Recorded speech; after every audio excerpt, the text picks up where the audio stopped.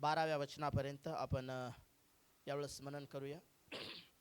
या ठिकाणामध्ये परमेश्वराचं वचन आम्हाला सांगतं की हेरोद राजाच्या काळात यहुदियातील बेथेलहेमात येशूच्या जन्मानंतर पहा, पूर्वेकडून मागे लोक यरूशलेमेस येऊन विचारपूस करू लागले की यहुद्यांचा राजा जन्मास आला तो कोठे आहे, कारण आम्ही पूर्व दिशेस त्याचा तारा पाहून त्याला नमन करण्यास आलो आहोत. हेरोद राजाने हे ऐकले तेव्हा तो व त्याच्याबरोबर सर्व यरूशलेम घाबरून गेले आणि त्याने प्रजेचे सर्व मुख्य याजक व शास्त्री यांना जमवून विचारले की ख्रिस्ताचा जन्म कोठे व्हायचा आहे. ते त्याला म्हणाले यहुदियातील बेथेलहेमात, कारण संदेष्टाच्या द्वारे असे लिहिले आहे की हे यहुदाच्या प्रांता बेथेलहेमा, तू यहुद्यांच्या सर्व सरदारांमध्ये कनिष्ठ आहेस असे मुळीच नाही, कारण माझ्या इस्रायल लोकांचा प्रतिपाळ करेल असा सरदार तुझ्यातून निघेल. तेव्हा हेरोदाने मागी लोकांना गुप्तपणे बोलावून विचारून घेतले आणि त्यांना बेथेलहेमास पाठवताना म्हटले, तुम्ही जाऊन त्या बालकाविषयी बारकाईने विचारपूस करा व तुम्हाला शोध लागल्यावर मला कळवा, म्हणजे मीही येऊन त्याला नमन करेन. राजाचे हे सांगणे ऐकून ते निघाले आणि पहा, जो तारा त्यांनी पूर्व दिशेस पाहिला होता तो जेथे तो बालक होता त्या जागेवर जाऊन थांबेपर्यंत त्यांच्या पुढे चालला. तो तारा पाहून त्यांना अतिशय आनंद झाला. नंतर ते त्या घरात गेले तेव्हा ते बालक आपली आई मरिया हिच्या जवळ बसलेले त्यांनी पाहिले व पाया पडून त्यांनी त्याला नमन केले व आपल्या द्रव्याच्या थैल्या सोडून सोने, ऊद व गंधरस ही दाने त्याला अर्पण केली. मग हेरोदाकडे परत जाऊ नका अशी स्वप्नात सूचना मिळाल्यामुळे ते दुसऱ्या मार्गाने आपल्या देशास निघून गेले. Praise the Lord. Hallelujah, hallelujah, hallelujah. या ठिकाणामध्ये आपण येशू ख्रिस्ताच्या जन्मानंतर अनेक गोष्टी घडल्या, अनेक हालचाली या जगामध्ये झाल्या.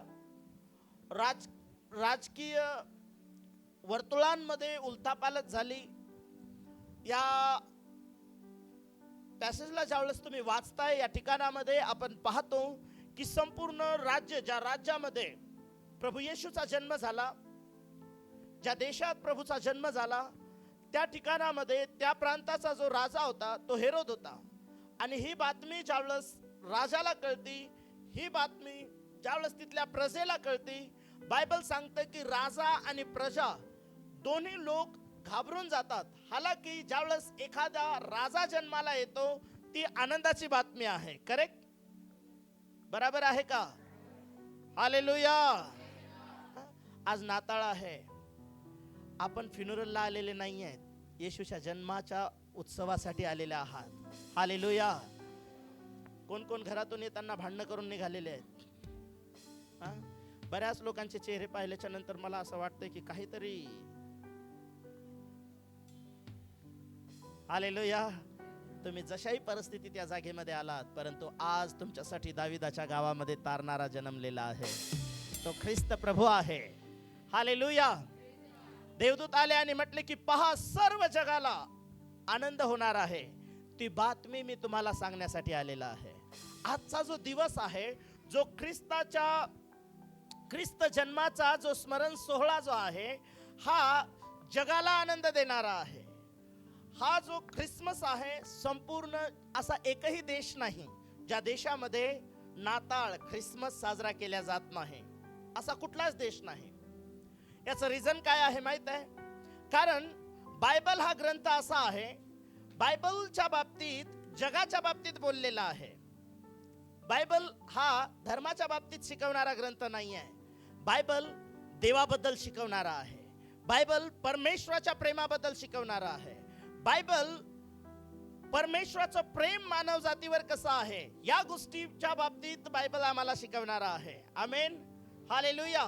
कारण ज्यावेळेस योहान कृष्णवर्तमान याचा 3रा अध्याय आणि 16व्या वचनाला आपण वाचतो, तर बायबलमध्ये लिहिलं की देवाने जगावर प्रेम केलेलं आहे. हालेलुया. ज्यावेळेस आपण उत्पत्ती उत्पत्तीचा पहिला अध्याय आणि पहिलं वचन वाचतो, त्यावेळेस बायबलची सुरुवात अशी होती की परमेश्वराने प्रथम आकाश आणि पृथ्वी निर्माण केलेली आहे. ज्या परमेश्वरावर तुम्ही आणि मी विश्वास ठेवलेला आहे, तो देव एखाद्या लिमिटेड ठिकाणाचा परमेश्वर नाही. तो परमेश्वर आकाश आणि पृथ्वीला निर्माण करणारा देव आहे. हालेलुया. ज्या देवावर तुम्ही आणि मी विश्वास ठेवतो, त्याच्या बाबतीत असं सांगतं बायबल आम्हाला उत्पत्तीच्या पहिल्या अध्यायामध्ये की त्याने सूर्य, चंद्र, तारे निर्माण केलेला परमेश्वर तो आहे. आमेन. आणि फक्त तो त्याने सूर्य, चंद्र, तारे निर्माण केले नाही, तर बायबल असं सांगतं की तो प्रत्येक ताऱ्याला ज्याच्या त्याच्या नावाने हाक मारणारा परमेश्वर आहे. हालेलुया. किती तारे आहेत की या ब्रह्मांडामध्ये, कितीतरी ताऱ्यांच्या गॅलेक्सी आहेत आणि एका गॅलेक्सी मध्ये कितीतरी तारे आहेत. आणि एका माणसाला परमेश्वराने जॉब दिला होता तारे मोजण्याचा. त्याचं नाव अब्राम आहे. देव त्याला म्हटला होता आकाशातल्या ताऱ्यांकडे बघ, ते तुला मोजता येतात का? त्यावेळेस त्याने पाहिलं, मोजण्याचा प्रयत्न केला. तुमच्या जीवनात कधी तुम्ही तारे मोजण्याचा प्रयत्न केला का? तुम्ही तारे तरी पाहिलेत का? कसे असतात? चमकतात. हालेलुया. कधी मोजण्याचा प्रयत्न केला? आम्हाला तारेच दिसत नाहीत शहरातल्या लोकांना. आम्ही ज्या घरात राहतो, आमच्या घरावर दुसरं घर आहे, त्याच्यावर घरावर घर आहेत. ताऱ्यांचा आनंद घेऊ शकतात जे गावाकडे राहणारे लोक आहेत. हालेलुया. आणि तुम्ही थोडा वेळ तारे मोजायला गेले तर त्या ताऱ्याच्या बाजूला अनेक तारे तुम्हाला दिसायला लागतात. बरोबर आहे. देवाने ते तारे निर्माण केलेले आहेत आणि एका ग्रहाचा, एका ताऱ्याचा शोध आज शास्त्रज्ञ लावतात आणि त्याला ते नाव देतात. परंतु बायबलमध्ये ऑलरेडी प्रत्येक ताऱ्याला परमेश्वराने एक नाव दिलेलं आहे. ज्या त्याच्या नावाने परमेश्वर त्याला हाक मारणारा परमेश्वर आहे. ज्या देवावर तुम्ही विश्वास ठेवता तो देव सृष्टीचा निर्माण करणारा आहे. तो तुमच्यावर आणि माझ्यावर प्रेम करणारा परमेश्वर आहे. तो कधीही नफरत करणारा देव नाही. तो कधीही आतंक फैलवणारा परमेश्वर नाही. तो प्रेम करणारा परमेश्वर आहे. हालेलुया. आणि जे त्याचं प्रेम आहे ते ख्रिसमसच्या दिवशी, मीन्स ख्रिस्ताच्या जन्माच्या दिवशी त्याने प्रकट केलं. कारण बायबल सांगतं की ज्यावेळेस तुम्ही उत्पत्तीच्या पुस्तकामध्ये 3ऱ्या अध्यायाला तुम्ही ज्यावेळेस वाचता, बायबलमध्ये लिहिलं की परमेश्वर दररोज त्यांना भेटण्यासाठी त्या जागेमध्ये यायचा. परमेश्वर आणि माणूस हे दररोज एकमेकांच्या संगती राहायचे. एक वेळ आली, पाप माणसामध्ये आलं, त्यांनी शैतानाचं ऐकलं. पाप ज्यावेळेस आलं, रोमकराचं पत्र 3रा अध्याय आणि 23 वचनामध्ये लिहिलं की पापामुळे मनुष्य देवापासून दूर गेला. परंतु रोमकराचं पत्र 6वा अध्याय आणि 23 वचनामध्ये लिहिलं की पापाचं वेतन हे मरण आहे, पण देवाचं कृपादान आपल्या येशू ख्रिस्तामध्ये, हालेलुया, अनंत काळाचं सार्वकालिक जीवन आहे. हालेलुया. ख्रिसमस काय आहे? ख्रिसमस मीन्स आपण पाहतो बाहेर तुम्हाला एक गव्हाणी दिसते बनवलेली, नाही का? त्याच्यामध्ये एक छोटंसं बाळ ठेवलेलं आहे. आपण पण गाणं गातो, नाही का? गव्हाणी बाळ आहे ते उघड, नेते बाई मी आंगडन टोपर. येशूला आता आंगड्याची टोपऱ्याची गरज नाही आहे. हालेलुया. ऑलरेडी त्याच्या डोक्यावर काट्याचा मुकुट ठेवला गेला. आता तो गौरवाचा मुकुट घातलेला देव आहे आणि तो ज्यावेळेस येईल त्यावेळेस तो तुम्हाला देखील तो मुकुट देणार आहे. Praise the Lord. हालेलुया.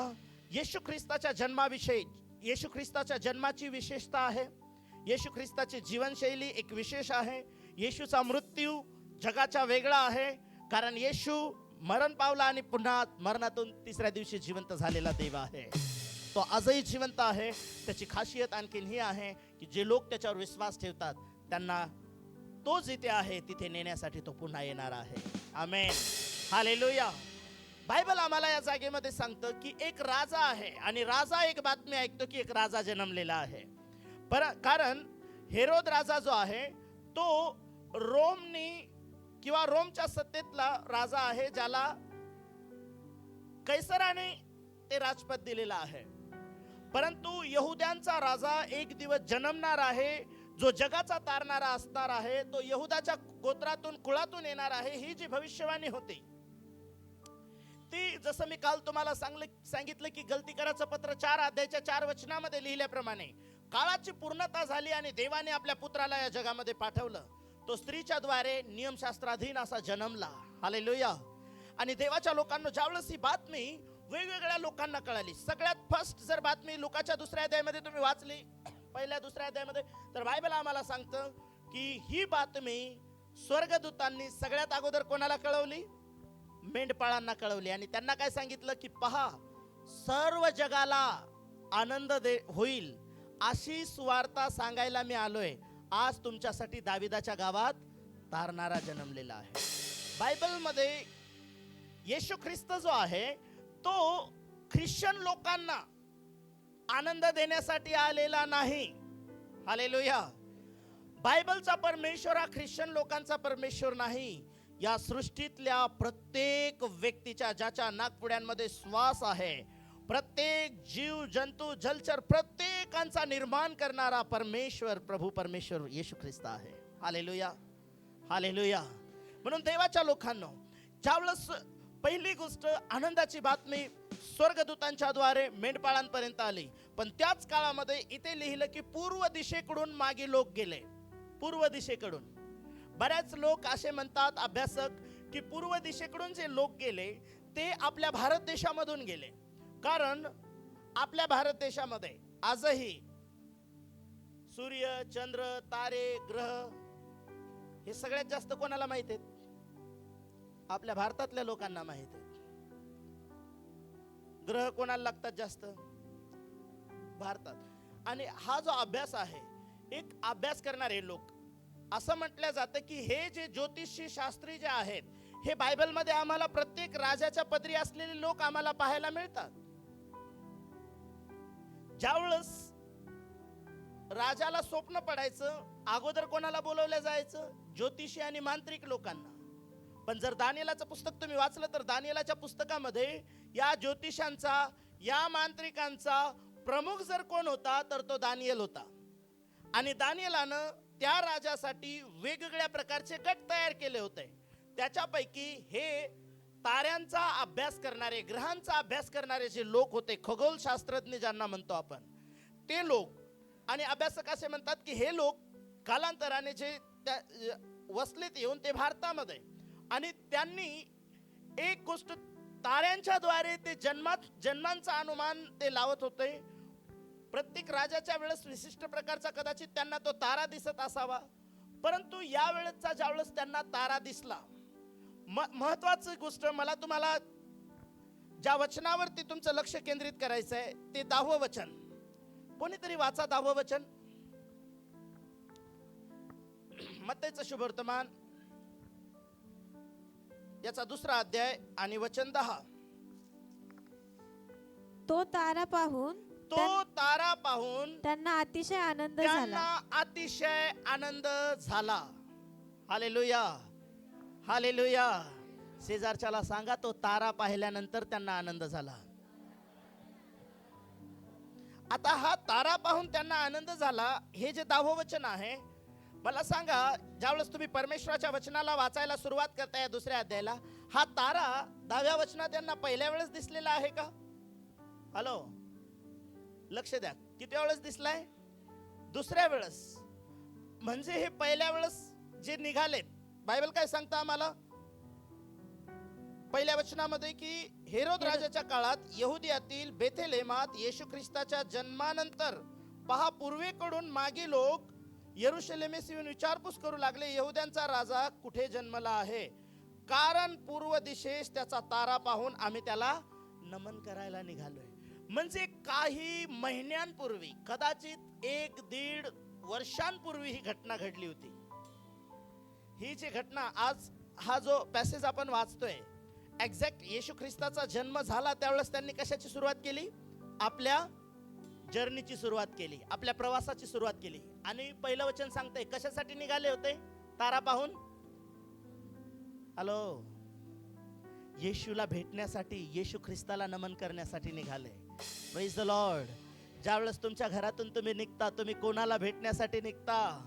तुम्ही आज कोणाला नमन करण्यासाठी आलेले आहात? बोला, येशू ख्रिस्ताला नमन करण्यासाठी आम्ही आलेलो आहोत.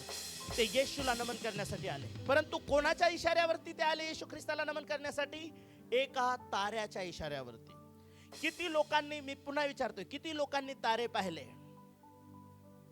तुम्ही असं पाहिलं का? तुम्ही असं बाजूला इकडे गेला की तो तारा तिकडे येतो? हा, असं होतं? तो टिंकल टिंकल लिटिल स्टार नाही आहे. हालेलुया. अनेक तारे आहेत. आपल्याला असं भास होतं, आपण पुढे पुढे जातो तो तारा तिथेच आहे. परंतु तुम्ही हल्लात, तो तारा हलताना असं पाहिलं का तुम्ही? परंतु ह्या ताऱ्याची जी विशेषता आहे ना, कधी पाहिला तुम्ही हलणारा तारा, चालणारा स्टार बघितला असा? काही लोकांनी तो पाहिला, असा तिथून तुटतो आणि असा खाली येतो आणि मग लोक विष मागतात.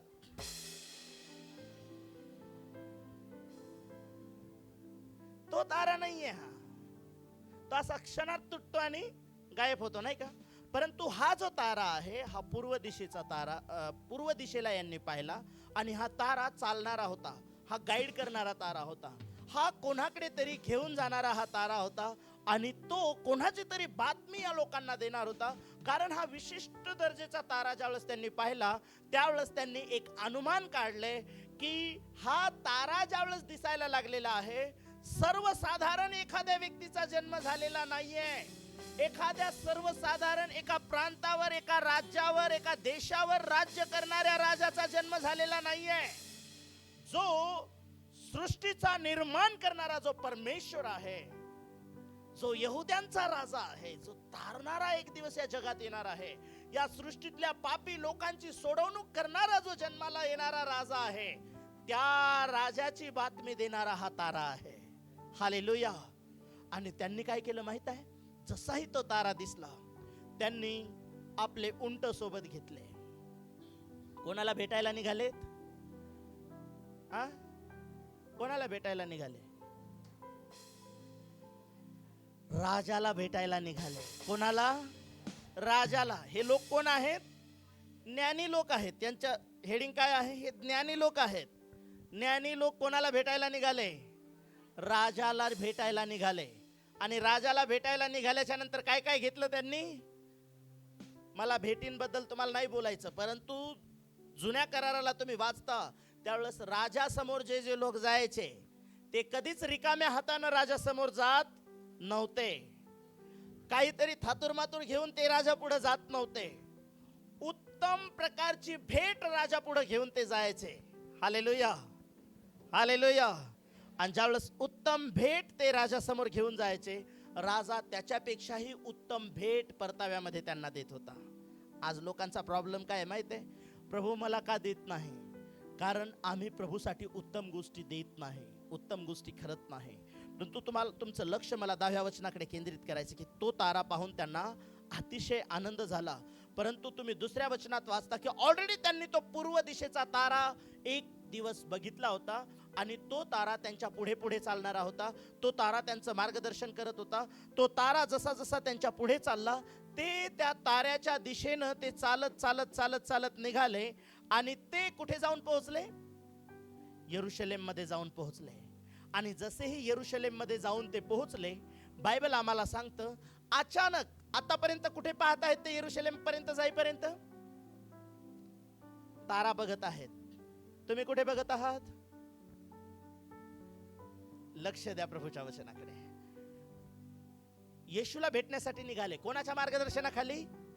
ताऱ्याच्या मार्गदर्शनाखाली निघाले. तो तारा त्यांना कुठे घेऊन गेला? यरुशलेम मध्ये घेऊन गेला. यरुशलेम मध्ये घेऊन गेल्याच्या नंतर त्यांनी अजूनही त्या राजापर्यंत पोहोचण्यासाठी, जर भारतापासून यरुशलेम पर्यंत जर हा इस्रायल पर्यंत हा तारा त्यांचं मार्गदर्शन करत करत तिथपर्यंत नेऊ शकतो, यरुशलेम मध्ये गेल्याच्या नंतर तारा गायब झाला होता का? तो स्टार बाजूला झाला होता का? नाही. त्यांची नजर हटली. त्यांनी सडनली त्यांच्या पुढे, जसं इकडे ताऱ्याकडे पाहता पाहता इकडे पाहिलं, तर त्यांच्या समोर काय आलं? एक मोठा राजमहाल दिसला. तो राजमहाल कोणाचा आहे? कोणी सांगितलं? हेरोद राजाचा तो महाल आहे.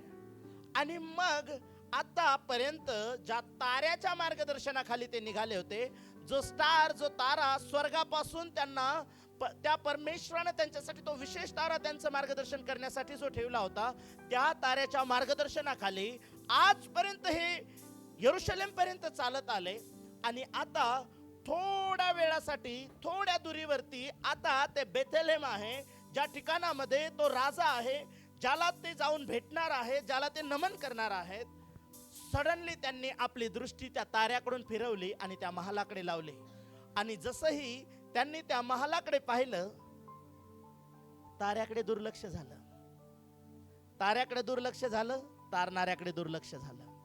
आणि बायबल आम्हाला असं सांगतं की ते डायरेक्ट राजमहालात गेले आणि कोणाला विचारायला लागले? राजाला. कारण त्यांनी असं थिंकिंग केलं, आता इथपर्यंत आपल्याला ताऱ्याची गरज होती, आता पुढे काही गरज नाही.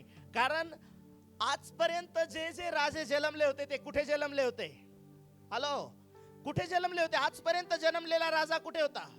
राजमहालात जन्मलेला होता, राजाच्या घरात जन्मलेला होता. परंतु येशू ख्रिस्त तो राजा आहे जो राजमहालामध्ये जन्मलेला नाही, जो हेरोदाच्या कुळात किंवा त्या राजघरात जन्मलेला नाही, तो यहुद्याच्या कुळामध्ये जन्मलेला आहे. हालेलुया. आणि त्यांनी काय केलं? आपलं मत, आपली बुद्धी, आपली कल्पना, कारण त्यांचं नावच काय हेडिंग मध्ये? कोण? ज्ञानी. ज्ञानी लोक कधी घोटाळा करतील सांगता येत. स्वतःला शहाणे समजणारे लोक कधी चुकीचे पावलं उचलतील सांगता येत. आपल्याला लय वाटतं ते लय हुशार आहेत. हुशार असणं चांगली गोष्ट आहे, ज्ञानी असणं चांगली गोष्ट आहे, पण ते ज्ञान जर तुम्हाला देवाच्या मार्गदर्शनापासून दूर नेत असेल तर ते तुमच्यासाठी धोकादायक असणार आहे. देवाचे महान सेवक जे प्रभूकडे गेले, इव्हँजलिस्ट रेनहार्ड बॉन्के, ते नेहमी सांगायचे, तुम्ही बायबल कॉलेज करा, तुम्ही BTH करा, GTH करा, BD करा,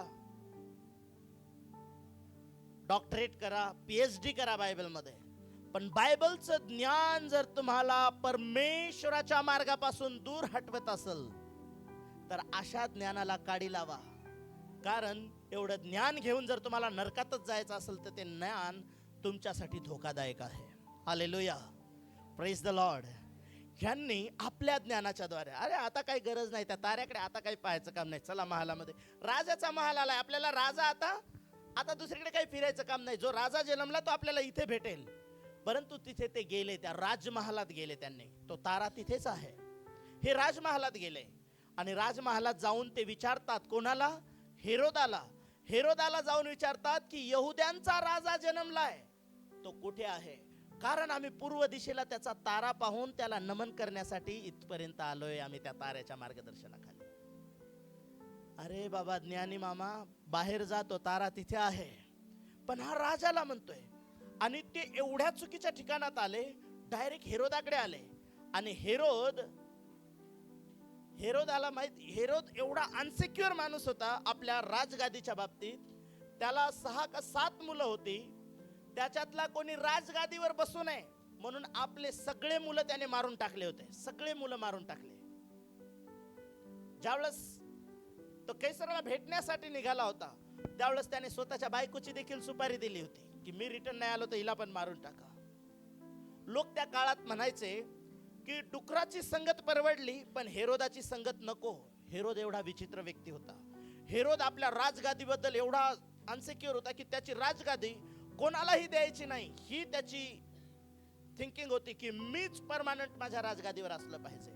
ज्यावेळेस त्याने हे ऐकलं की राजा जन्मलाय त्यावेळेस बायबल सांगतं की हेरोद राजा देखील घाबरला आणि यरूशलेम देखील घाबरलं. यरूशलेम का घाबरलं? कारण यरूशलेमच्या लोकांना माहित होतं ज्या माणसाच्या राजगादीवर स्वतःची मुलं बसू नयेत म्हणून ज्याने आपली स्वतःची मुलं मारून टाकली, आता तो माणूस ऐकतोय की यहुद्यांचा राजा जन्मलाय.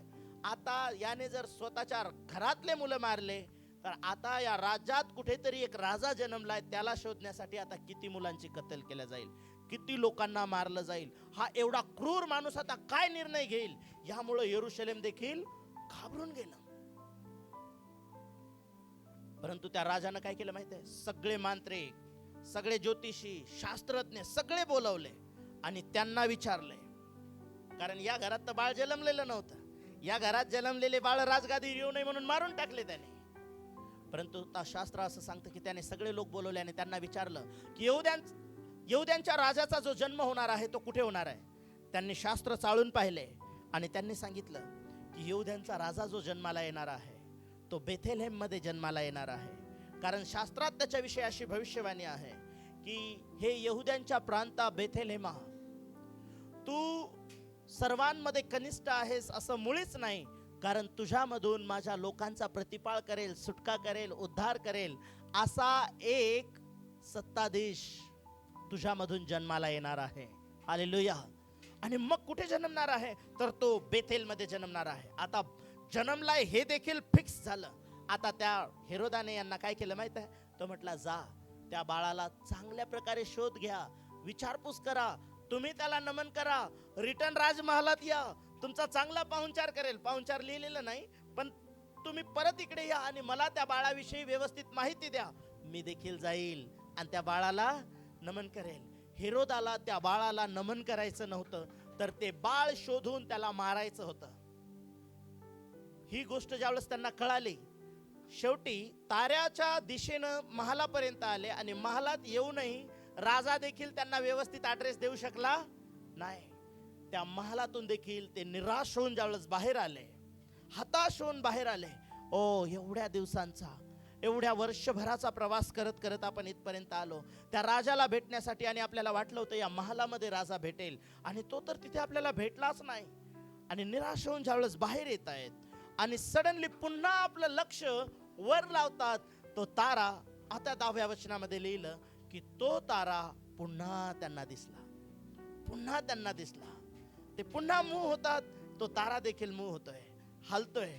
आणि त्यांना कळालं की आपण त्या महालामध्ये गेलोत, आपण मार्ग भटकलोय, आपण आपल्या पद्धतीनं त्या राजाला शोधण्याचा प्रयत्न केला, पण हा तारा आहे जो परमेश्वरानं आपल्यासाठी ठेवलेला आहे, जो ख्रिस्तापर्यंत आपल्याला पोहोचवणार आहे, जो त्या राजापर्यंत आपल्याला पोहोचवणार आहे. तो तारा पाहिल्यानंतर बायबल सांगतं की त्यांना मोठा आनंद झाला आणि पुन्हा ते ताऱ्याच्या मार्गदर्शनाखाली त्या दिशेनं चालायला लागले. आणि मग त्या ठिकाणामध्ये ते गेल्यानंतर तो तारा तिथे थांबला आणि ते लोक त्या घरामध्ये गेले. आता ज्यावेळेस येशू ख्रिस्त जन्मला होता त्यावेळेस येशू कुठे होता? जन्मला त्यावेळेस कुठे होता? गाईच्या गोठ्यात. गोठ्यात आहे, गव्हाणीत आहे. तो गोठा गायींचा होता, शेळ्यांचा होता, मेंढरांचा होता माहीत नाही, पण आपल्याला गोठा आपण गायीचा जास्त पाहिलेला आहे ना, म्हणून आपल्या इकडे गाणे पण रचले, गायीच्या गोठी गव्हाणीत येशू जन्मा येई रात्रीत. आता तो गोठ्यात नाहीये कारण त्याचा जन्म तिथे झाला, पण आता बायबल आम्हाला असं सांगतं की इथे वचनात असं लिहिलं की तो तारा जाऊन जिथे थांबला, आता येशू ख्रिस्त त्या घरामध्ये आहे. तो तारा पाहून त्यांना अतिशय आनंद झाला आणि नंतर ते त्या घरात गेले. तेव्हा तो बालक आपली आई मरिया हिच्या जवळ असलेला त्यांनी पाहिला. आता येशू एका घरामध्ये आहे, आता त्या गोठ्यामध्ये नाहीये. आणि त्यांनी जाऊन येशूला नमन केलं, आपल्या द्रव्यांच्या थैल्या त्याच्या पायाजवळ टाकल्या. पण शास्त्र मला हे सांगायचं आहे की हे लोक ज्ञानी आहेत, शास्त्रज्ञ आहेत, ताऱ्यांना पाहून ते इथपर्यंत आलेले आहेत, परंतु थोड्या वेळासाठी ज्यावेळेस ते महालामध्ये गेले, आपल्या बुद्धी ज्ञानाचा उपयोग करून त्या काळामध्ये ते एका शैतानाला जागृत करून आले. एक चुकीचं काम करणाऱ्या व्यक्तीला ते जागृत करून आले.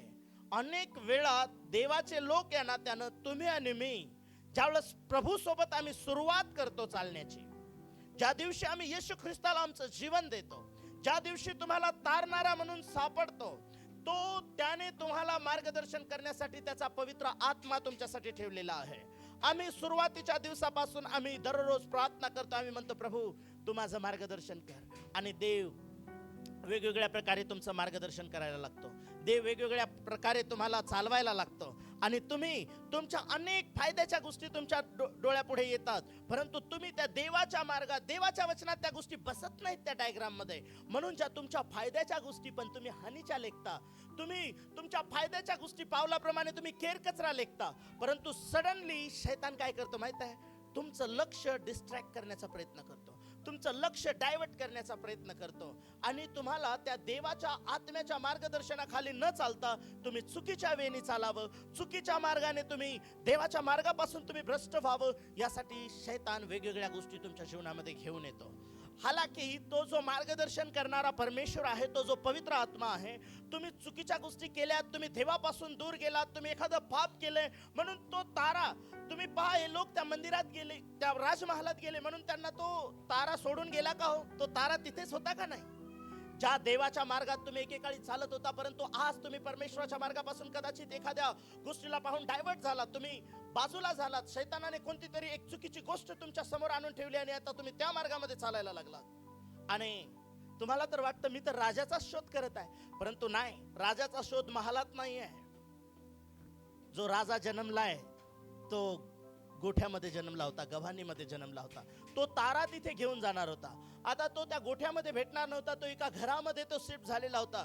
येशू जिथे आहे तिथं तो तारा तुम्हाला घेऊन जाणार होता. येशू जिथे आहे तिथे तुम्हाला देवाचं वचन घेऊन जाणार आहे. येशूच्या मार्गात चालण्यासाठी पवित्र आत्मा तुमचं मार्गदर्शन करणार आहे. पण अनेक वेळा तुम्ही पवित्र आत्म्याच्या मार्गदर्शनापासून आम्ही भटकतो, दूर जातो. शैतान वेगवेगळ्या गोष्टी, वेगवेगळे प्रलोभनं, वेगवेगळे पाप, वेगवेगळ्या गोष्टी आमच्या जीवनामध्ये घेऊन येतो आणि आम्ही सडनली त्या गोष्टींमध्ये पडतो, आम्ही जातो आणि त्या चुकीच्या गोष्टींमुळं काय होतं माहित आहे, आम्हाला नंतर कळतं की मी भटकलोय, आम्हाला नंतर कळतंय आम्ही पुष्कळ चुकीच्या गोष्टी केल्या, आम्हाला नंतर लक्षात येतं की ताऱ्याचं मार्गदर्शन आमच्यापासून दूर गेलंय. आता आम्ही वचनापासून दूर गेलो, आम्ही चर्चपासून दूर गेलो, आम्ही आता देवाचा आवाज ऐकण्यापासून आम्ही दूर गेलेलो आहोत, आम्ही आता वचन पाळण्यापासून दूर गेलेलो आहोत. हे आम्हाला कळतं आणि आम्ही स्वतः सावरतोही, देव आम्हाला स्वीकारतोही आणि देव आम्हाला पुन्हा मार्गदर्शन करायला लागतो देखील. परंतु प्रॉब्लेम काय होतं माहित आहे, या ज्ञानी लोकांनी महालात गेले राजाचा शोध करण्यासाठी, तिथून बाहेर आले, त्यांना कळालं राजा इथे नाही दुसरीकडे जन्मलाय आणि पुन्हा त्या ताऱ्याच्या मार्गदर्शनाखाली येशू आहे तिथपर्यंत ते गेले.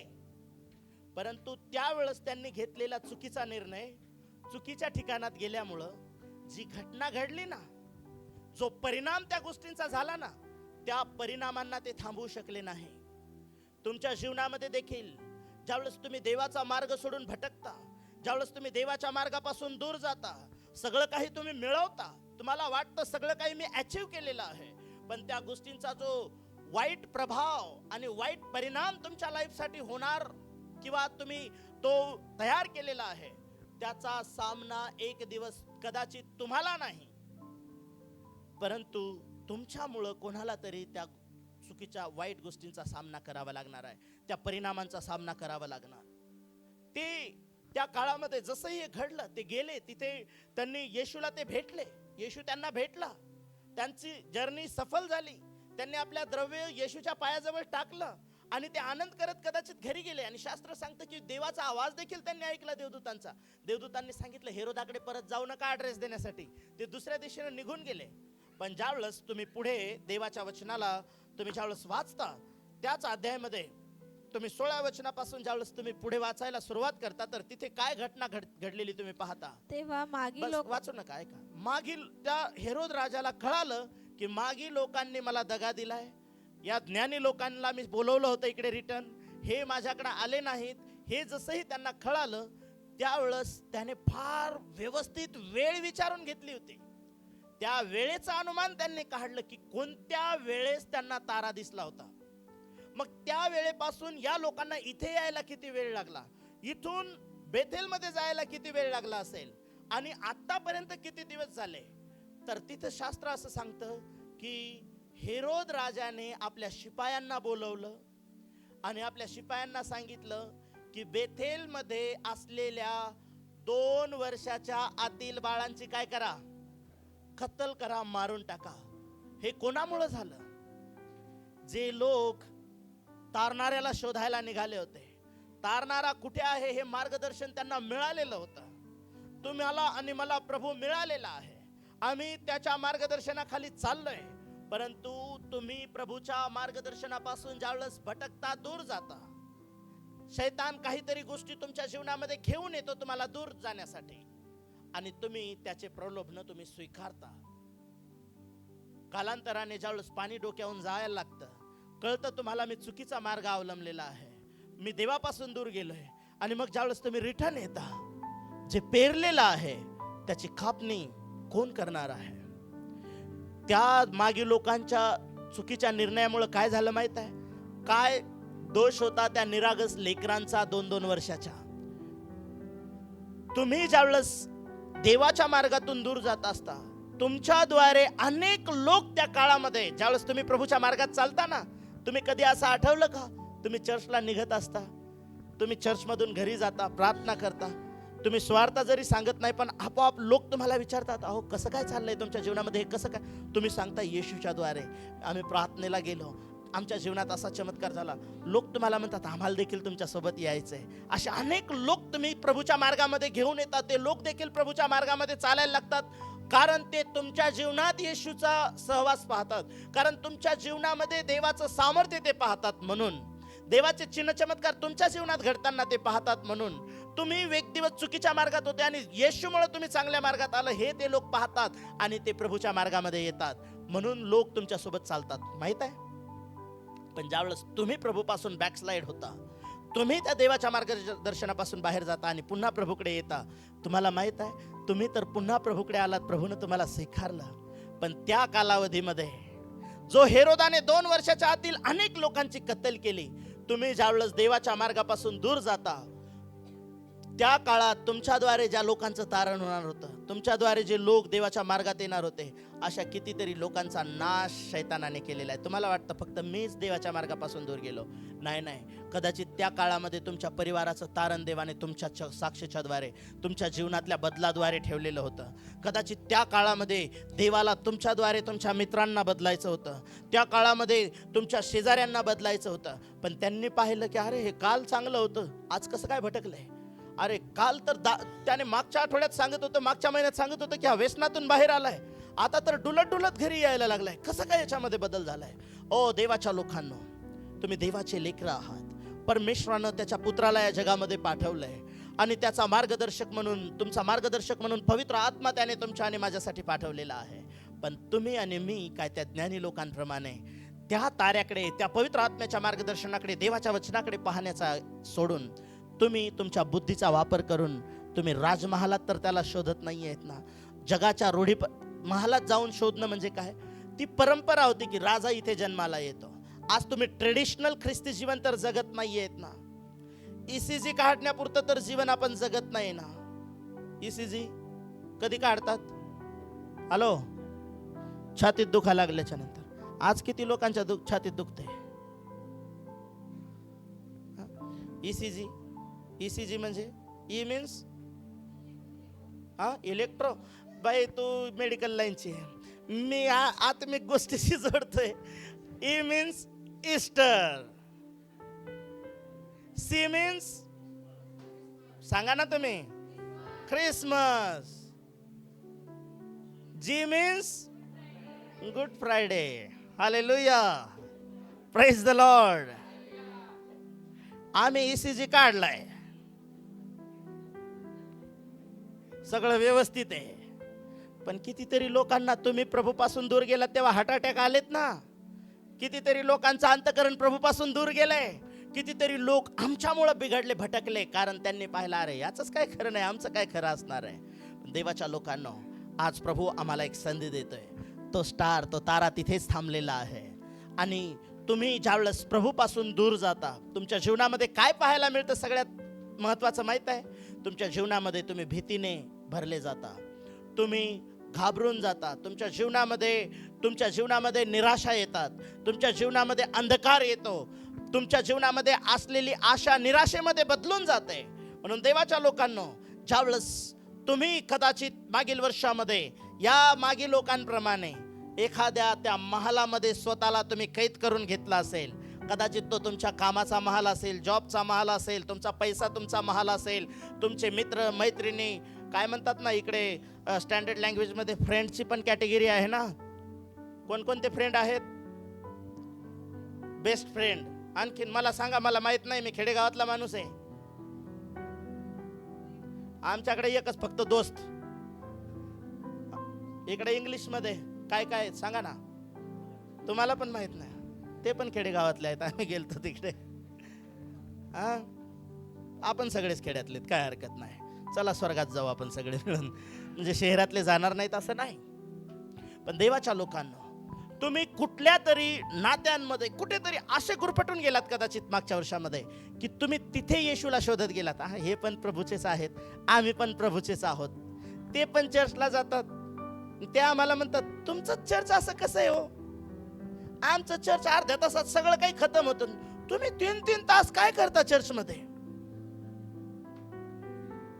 हालेलुया. 4-4 तास काय करता चर्चमध्ये. आम्ही प्रभूची आराधना करतो. मी त्यांना विचारत असतो तुम्ही अर्ध्या तासात काय काय करता. आम्हाला अर्ध्या तास तर साऊंड सिस्टम लावायलाच जातो आमचा. Praise the Lord. आराधना स्वर्गापर्यंत पोहोचून तुम्ही घरापर्यंत येताच कसे काय अर्ध्या तासात. कदाचित तुम्ही अशा काही गोष्टींमध्ये येशूला शोधत गेलात, पण मी तुम्हाला सांगतो,